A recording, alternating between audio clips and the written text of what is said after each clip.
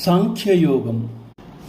దేహీ నిత్యమవధ్యోయం దేహీ సర్వస్య భారత తస్మాత్ సర్వాణి భూతాని నత్వం శోచితుం అర్హసి.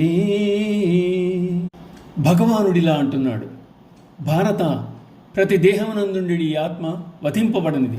అందుచేత నీవు ఏ ప్రాణిని గురించి సుఖింపనవసరం లేదు. ఆత్మను దేహి అన్నందున ఆత్మ దేహమునందు సాక్షిగా ఉంటున్నదని, నిత్యమని చెప్పుట వల్ల అది ఏదో ఒక కాలమునకు పరిమితము కానిదని, ఆత్మ వధింపబడిందని, దేహము లేక శరీరమునకు జాతి మత కులభేదము లేవు అని అర్థమవుతోంది. తుదకు జంతువుల్లో కూడా ఆత్మ వసించి ఉన్నదని అంటున్నారు.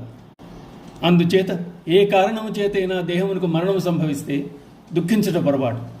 ఎందుకంటే దేహములో ఉన్న ఆత్మ బాధనొందదు, వధింపబడదు, మరణించబడదు. మనుష్యునకు దేహభావనచే దుఃఖము, ఆత్మభావనచే దుఃఖరాహిత్యము కలుగుతున్నాయి. కనుక బంధువులు సన్నిహితులు ఎవరైనా యుద్ధమును మరణించెదరు అన్న భావాన్ని వీడి యుద్ధ సన్నుద్ధుడు కమ్ము అని భగవానుడు అర్జున్ని ఆదేశిస్తున్నాడు. ఇంతవరకు సాంఖ్యయోగం ప్రకారం ఆత్మ యొక్క నిత్యతత్వం బోధింపబడింది. ఇక నుండి క్షత్రియ ధర్మాన్ని అనుసరించి దుఃఖించవలదని భగవానుడు అర్జున్ని ఆదేశిస్తున్నాడు.